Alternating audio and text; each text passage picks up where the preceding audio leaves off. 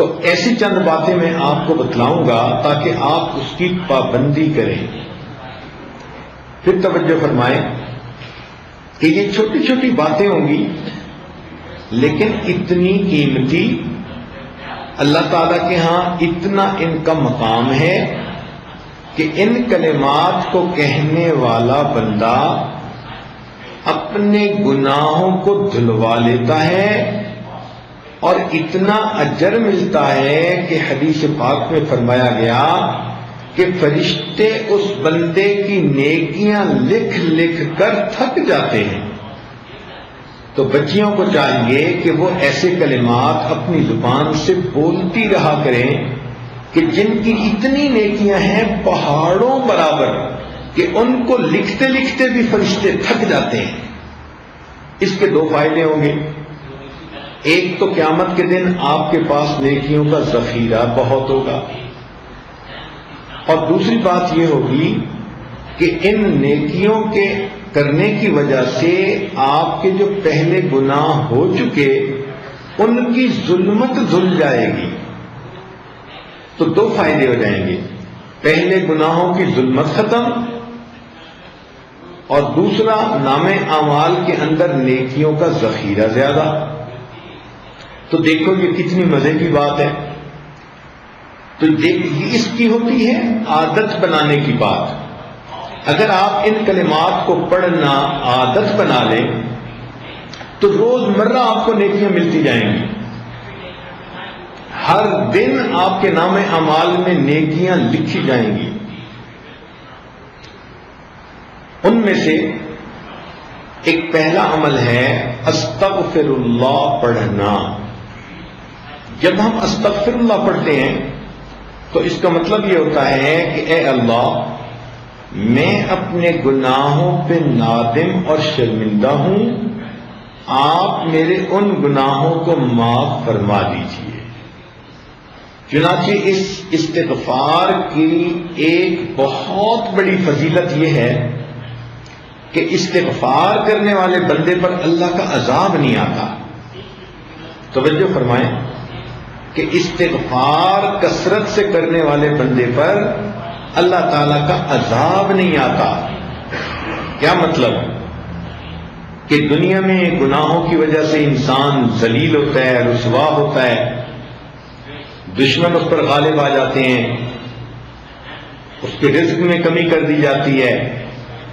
تو یہ گناہوں کا جتنا وبال ہے اللہ تعالیٰ استغفار کی وجہ سے اس کو روک دیتے ہیں. ہر عورت چاہتی ہے کہ مجھے دنیا میں رسوائی نہ ہو، کہیں گناہوں کی وجہ سے میری شکل ہی نہ مسخ کر دی جائے، مجھ سے رزق ہی نہ چھین لیا جائے. تو اگر یہ تمنا دل میں ہے تو پھر اس کے لیے آپ کثرت کے ساتھ استغفار کریں. سنیے قرآن عظیم الشان. اللہ تعالیٰ فرماتے ہیں ما کان اللہ لیعذبہم وانت فیہم. اے میرے محبوب، جب تک آپ ان لوگوں کے درمیان ہیں اللہ ان لوگوں کو عذاب نہیں دے گا. وما کان اللہ معذبہم وہم یستغفرون. اور اللہ اس وقت تک بھی ان کو عذاب نہیں دے گا جب تک کہ یہ استغفار کرتے رہیں گے. اس کا مطلب یہ کہ نبی علیہ الصلوۃ والسلام کی موجودگی میں جو برکتیں تھیں کہ اللہ کا عذاب ٹل گیا تھا، استغفار کے پڑھنے سے بھی وہی برکتیں ظاہر ہوتی ہیں، اللہ تعالیٰ اپنے عذاب کو ٹال دیتے ہیں. چنانچہ مکہ مکرمہ کے جو لوگ تھے وہ نبی علیہ الصلوۃ والسلام سے کہتے تھے کہ اگر ہم آپ کا انکار کرتے ہیں تو ہمارے اوپر عذاب کیوں نہیں آتا؟ اور ان کے اوپر عذاب کوئی نہ آیا. تو یہاں پر مفسرین نے تفصیل لکھی. وہ فرماتے ہیں کہ مکہ والوں پر عذاب اس لیے نہ آیا کہ اللہ تعالیٰ کے نبی علیہ السلام وہاں موجود تھے. سوال پیدا ہوتا ہے کہ جب نبی علیہ السلام نے ہجرت فرما لی تو اس وقت عذاب آ جاتا. تو اس کا جواب علماء نے دیا کہ وہاں پر کچھ صحابہ موجود تھے جنہوں نے ہجرت نہیں کی تھی، وہیں رہ گئے تھے مگر کلمہ پڑھا تھا انہوں نے، بوڑھے تھے یا کوئی اور عذر تھا، تو ان کی برکت سے عذاب نہ آیا۔ پھر اس پر سوال پیدا ہوتا ہے کہ چلو پھر جب ایک وقت ایسا آیا کہ سارے ہی مسلمان ہجرت کر کے چلے ہی گئے تھے اور پیچھے کافر ہی رہ گئے تھے، مشرکین ہی رہ گئے تھے، تو اس وقت عذاب آ جاتا۔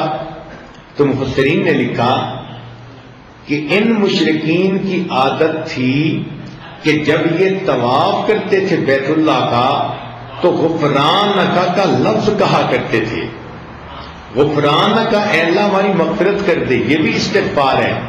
تو مشرکوں کے اس لفظ کے کہنے کی وجہ سے اللہ نے ان کو بھی عذاب سے بچائے رکھا۔ تو اگر مشرک یہ لفظ کہہ دے اللہ اس کو عذاب سے بچا دیتے ہیں، تو اگر مومن کہے گا تو پھر اللہ تعالیٰ کتنے مہربان ہوں گے۔ لہذا آپ استغفار کی کثرت کریں، دن میں 100 مرتبہ صبح اور شام تو کم سے کم درجہ ہے، زیادہ پڑھنا چاہیں تو زیادہ بھی پڑھ سکتی ہیں۔ کام کاج کے دوران بھی استغفر اللہ استغفر اللہ استغفر اللہ اپنی زبان پہ رکھ سکتی ہیں۔ جتنا استغفار زیادہ کریں گی 2 فائدے ہوں گے، ایک تو گناہ دھل جائیں گے اور دوسرا اس کی وجہ سے اللہ تعالیٰ کا غضب ہٹ جائے گا، اللہ کا عذاب ٹل جائے گا۔ اب آپ تھوڑی دیر کے لیے بیٹھ کے سوچیں نا کہ اگر ہمارے اوپر اللہ تعالیٰ کا عذاب آ جائے تو ہم تو کسی کو شکل دکھانے کے قابل نہ رہیں۔ آج جو جی رہے ہیں تو یہ اللہ رب العزت کی صفت ستاری کے صدقے جی رہے ہیں، اس لیے ہمارے اوپر استغفار کرنا بڑا ضروری۔ ویسے قرآن مجید میں فرمایا گیا کہ جو لوگ کثرت سے استغفار کرتے ہیں تو ان کو 5 فائدے ملتے ہیں۔ ایک فائدہ تو یہ انہ کان غفارا، کہ ان بندوں کے جو استغفار کرتے ہیں ان کی مغفرت کر دی جاتی ہے۔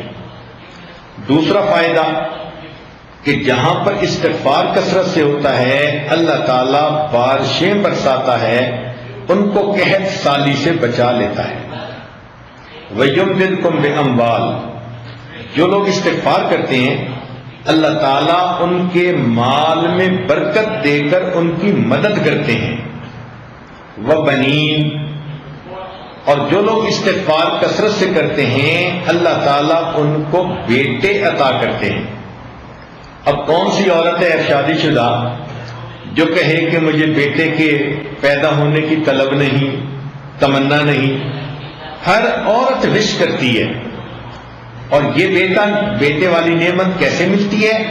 قرآن پاک کی آیت کا مفہوم کہ استغفار زیادہ کریں گی تو اللہ رب العزت بیٹے کے ساتھ بندے کی مدد فرمائیں گے۔ جنات، اللہ تعالیٰ باغ عطا فرمائیں گے۔ وَيَجْعَلْ لَكُمْ أَنْهَارًا، اور اللہ تعالیٰ زمین سے پانی کے چشمے جاری فرمائیں گے۔ اس لیے ہمیں چاہیے کہ ہم کثرت سے استغفار کریں۔ استغفار ہر بندے کو کرنا چاہیے، چاہے نیک ہے چاہے بد ہے۔ اس لیے کہ اگر کافر ہے تو کفر سے توبہ استغفار کرے، اگر عام مسلمان ہے تو اپنے گناہوں سے توبہ استغفار کرے، اگر گناہوں میں ملوث نہیں ہوتا، نیک بندہ ہے، تو اس کے دل میں بھی جو غفلت آ جاتی ہے اس سے استغفار کرے۔ اور اگر کوئی کہے کہ میرا دل غافل بھی نہیں ہوتا، تو ایسے بندے کے دل و دماغ میں بھی شیطان وسوسے تو ڈالتا ہے، ان وساوس شیطانی پہ استغفار کرے۔ اور اگر کوئی کہے کہ مجھے تو شیطان وسوسے بھی نہیں ڈالتا، تو وہ بھی اپنے اخلاص کی کمی کے اوپر استغفار کرے کہ جتنے خلوص سے ہمیں زندگی گزارنی چاہیے تھی ہم نہیں گزار پا رہے۔ تو استغفار کے کرنے سے انسان اللہ تعالیٰ کے عذاب سے امن میں آ جاتا ہے، بچ جاتا ہے، گناہ دھل جاتے ہیں، اور اللہ تعالیٰ اس کی مدد فرماتے ہیں، رزق میں برکت سے، بیٹوں میں برکت عطا فرما کے، اور اس کے اللہ تعالیٰ دنیا کے ان مسائل کو حل فرما دیتے ہیں۔ آپ استغفار کی کثرت کریں گی تو آپ کو کسی عامل سے کوئی عمل پوچھنے کی ضرورت ہی نہیں رہے گی۔ کاروبار کی پریشانی استغفار سے ختم، کیونکہ اللہ تعالیٰ جو فرماتے ہیں کہ مال کے ذریعے سے مدد کروں گا۔ اگر اولاد کی پریشانی ہے تو وہ استغفار سے ختم، کیونکہ اللہ تعالیٰ فرماتے ہیں کہ میں بیٹے دے کر ان کی مدد کروں گا۔ اگر کسی کا کام نہیں چلتا تو جیسے اللہ فرماتے ہیں کہ میں باغوں سے پھل عطا کروں گا، اللہ تعالیٰ ان کو دکان سے بھی پھل عطا فرمائیں گے، کاروبار اچھا چلے گا۔ تو ایک استغفار کی کثرت سے ہماری زندگی کے کتنے مسئلے حل ہو جاتے ہیں۔